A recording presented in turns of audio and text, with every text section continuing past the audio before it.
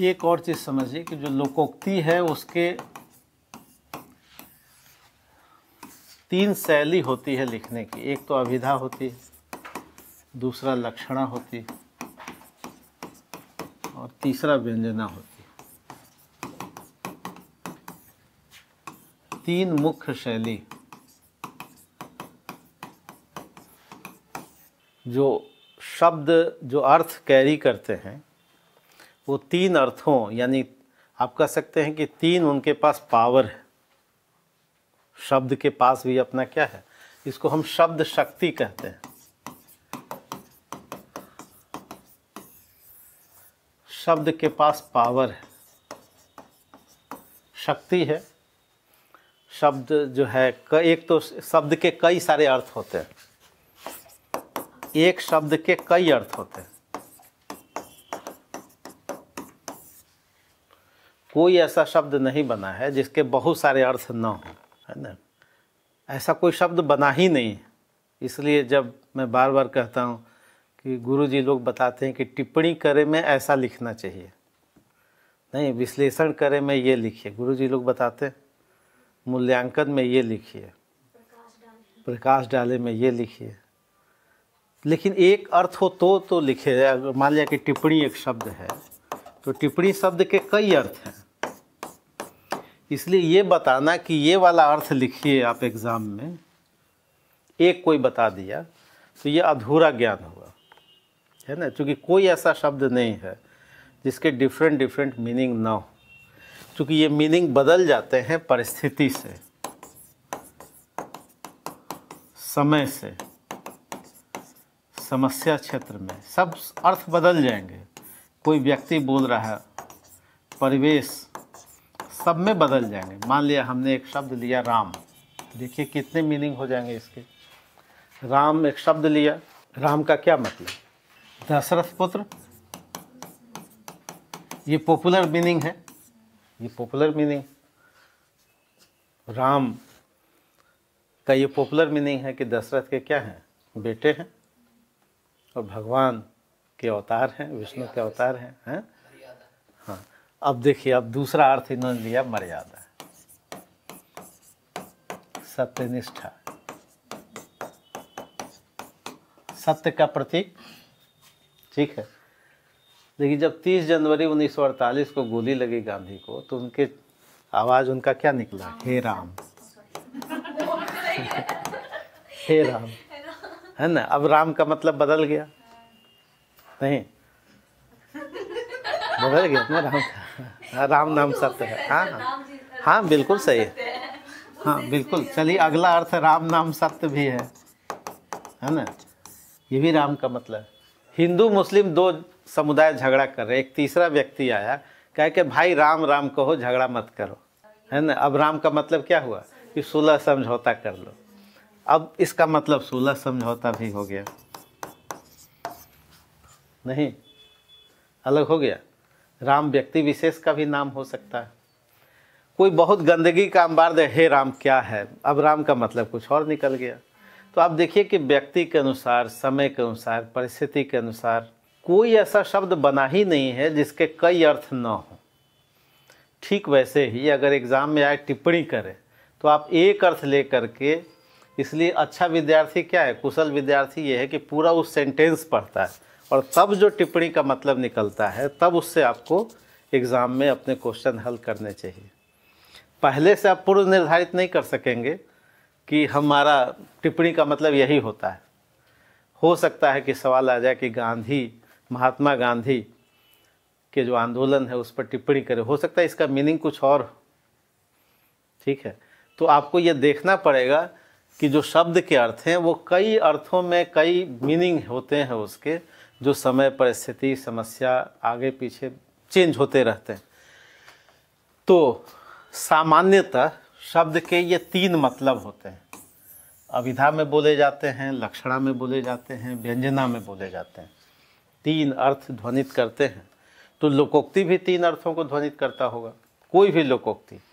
जैसे बीपीएससी में पूछा गया, मूस मुटई हैं लोढ़ा हुई, और आगे क्या था?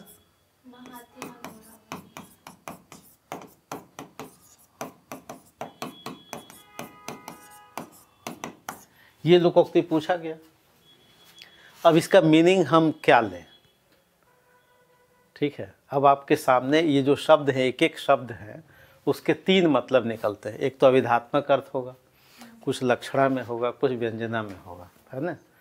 तो जरा देखें कि क्या मतलब होगा। ऐसे ही हम लोग लोकोक्तियों को जानेंगे। मूस का मतलब क्या हुआ? ये अविधात्मक अर्थ हुआ, सरल अर्थ हुआ, ये सरल अर्थ है। और ये कहा जा रहा है कि जो चूहा है मोटा करके क्या होगा? लोढ़ा होगा, थोड़ा आकार बड़ा कर लेगा। हाथी और घोड़ा नहीं हो सकता, यही कह रहा है। सरल अर्थ यही है कि जो चूहा है वो क्या नहीं हो सकता? हाथी नहीं हो सकता, नहीं हो सकता, और घोड़ा नहीं हो सकता, घोड़ा नहीं हो सकता। हाँ, लोढ़ा हो सकता है, इसकी प्रोबेबिलिटी है, ये हो सकता है। क्वेश्चन मार्क अभी भी है, क्वेश्चन मार्क है। तो क्या मतलब? लोढ़ा कैसे होगा? लोढ़ा तो नहीं, सिल्वर्ट और लोढ़ा तो अलग चीज़ होता है, पत्थर का। तो ये कैसे हो जाएगा बताइए? मूस कैसे हो जाएगा? थोड़ा शक्तिशाली हो सकता है। ये तो एग्ज़ाम में पूछा गया, तो पूछा गया तो क्या लिखें इस पर? हाँ बिल्कुल, तो क्या कहा गया? तो इससे तो इसको तो हर सेगमेंट में देखा जा सकता है, राजनीतिक सेगमेंट। जैसे चूहा जो है, मतलब एग्जाम बोल सकती हूँ, ट्राई कर सकती हाँ हाँ हाँ, ट्राई कर सकते हैं। जैसे अगर मान लीजिए कि एक योग इंसान अगर राजनीतिक प्लेटफॉर्म पे जो है अगर नहीं पहुंच पाता है, अयोग्य इंसान चला गया, मतलब अनपढ़ है, और उसके अंदर राजनीतिक गुण ना हो प्रॉपर तरीके से, तो बहुत अगर कोशिश करेगा बेहतर बनने का तो वो बहुत ज़्यादा और थोड़ा सा एक्सपेंड कर सकता है अपने आप को, यानी कि वो लोढ़ा की तरह मोटा हो सकता है। लेकिन जितना उसको करना चाहिए, जिस तरीके से एक आप इतना पावर फुल प्लेस पे बैठ करके जितना प्रॉपर तरीके से अपने आप को अपने राज्य को हो गया सिस्टम में रहते हुए बेहतर कर सकता है, उतना वो नहीं कर पाया, क्योंकि वो अज्ञानता के कारण। अगर वहाँ पे ज्ञानवान कोई व्यक्ति हो तो बहुत बेहतर जा सकता है, हाथी घोड़ा भी बन सकता है इस तरीके से। हाँ ठीक है, एक अर्थ है। APJ अब्दुल कलाम को हम क्या कहें? ये तो मूसी थे। मूस का मतलब क्या हो सकता है? हम भारत के लोग जो प्रस्तावना में,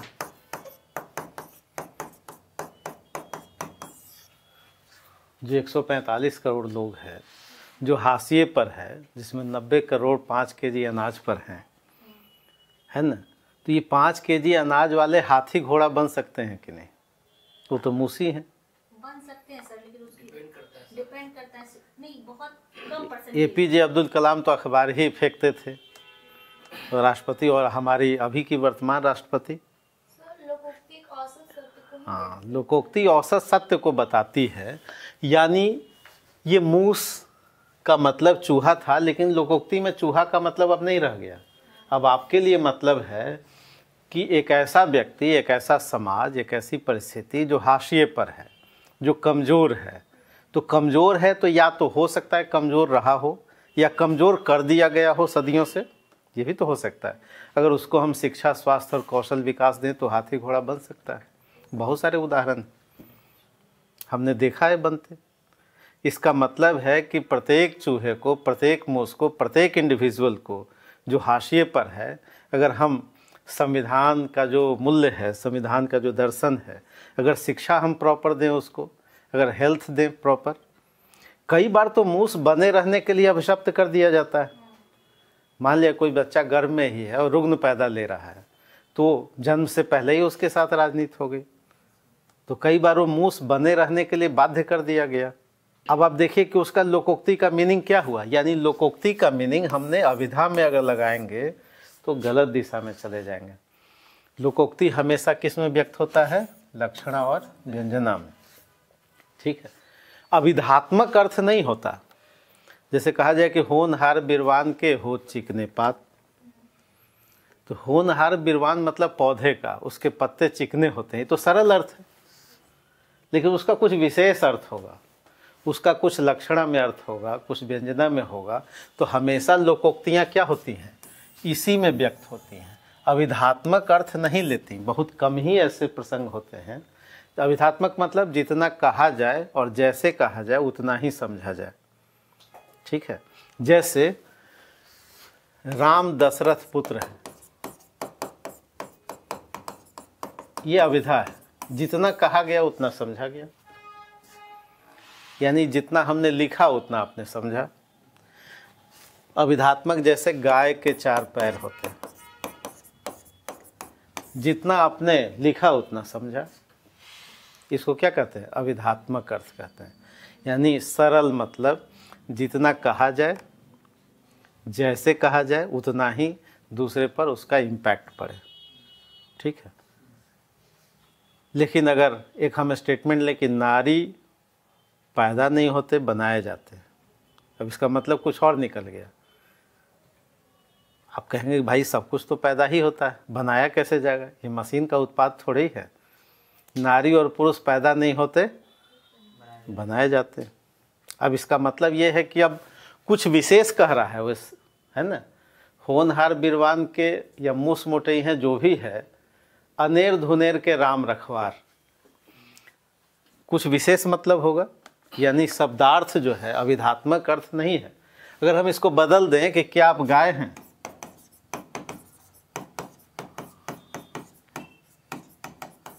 अब बदल गया मतलब नहीं। अभी हम क्या लिख रहे थे? गाय एक जानवर है। अब करें क्या आप गाय हैं, अब मतलब बदल गया, है ना। यानी क्या है, गाय का मतलब क्या हुआ? हाँ, अब तो जानवर से मतलब बदल गया था। यहाँ था जानवर, यहाँ का मतलब व्यक्ति हो गया, है ना। यानी जैसे ही हमने थोड़ा चेंज किया तो मामला क्या हो गया? अर्थ बदल गया।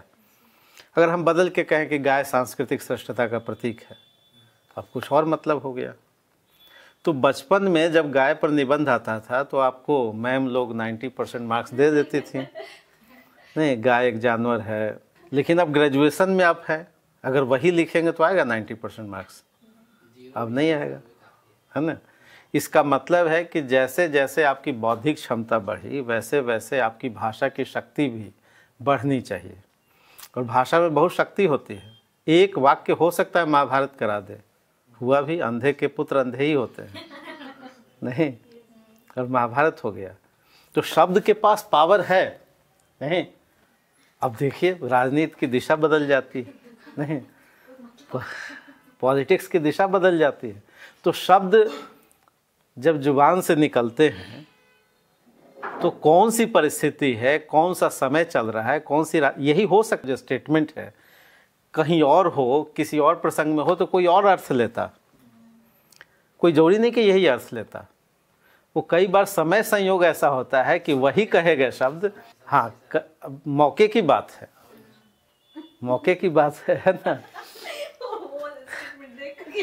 है ना। तो कहने का मतलब यह है कि शब्द में शक्ति होती है, मानेंगे आप? शब्द ऐसे ही नहीं होते, इसलिए कहा जाता है कि शब्द भी ब्रह्म की तरह है। इसलिए कहा गया कि नहीं दीवारों के भी कान होते हैं, जो आप बोलते हैं वो वायुमंडल में गूंजते रहते हैं, वो कभी मरते नहीं। शब्द अपने आप में कभी नहीं मिटते, वो कई बार बाउंस बैक करते हैं। हो सकता है वो 2 साल के बाद करे, नहीं करते हैं कि नहीं? कितना बाउंस बैक कर रहा है वो, कहाँ कहाँ करेगा, कैसे कैसे करेगा, हम नहीं जानते, है ना। हम नहीं जानते कि कहाँ कहाँ कैसे कैसे और कब तक करता रहेगा, कब तक करता रहेगा। कहने का मतलब ये है कि शब्द के कई अर्थ, कई परत अपने समय के साथ, नहीं तो हम लोग तो चलते चलते राम राम कहते हैं, उसका मतलब कुछ और है, नहीं। दुआ सलाम तो करते ही करते हैं। रहीम कहते हैं कि सब लोग एक दूसरे को दुआ सलाम करते रहते हैं, लेकिन हित रहीम तब जानिए जब कछु अटके काम, जब कुछ काम अटक जाए तब पता चले कि कौन राम राम और कैसे। तो कहने का मतलब ये है कि लक्षणा का मतलब है किसी को लक्षित करके कहा जाए, किसी को एम, लक्ष्य बना के कहा जाए।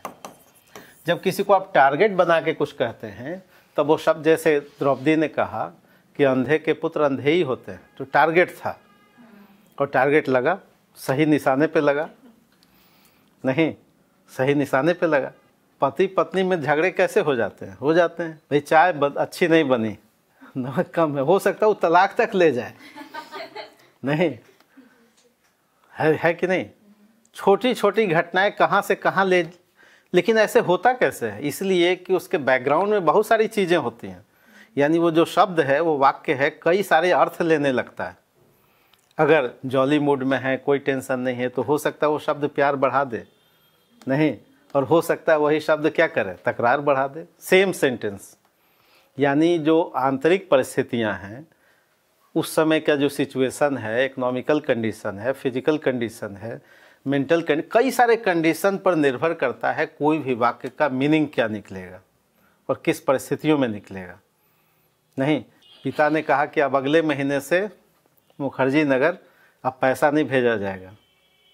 हो सकता है इसका मीनिंग कई कई अर्थों में निकले। बहुत तरह के अर्थ बच्चे निकाल सकते हैं। एक ही शब्द के कई अर्थ होते हैं।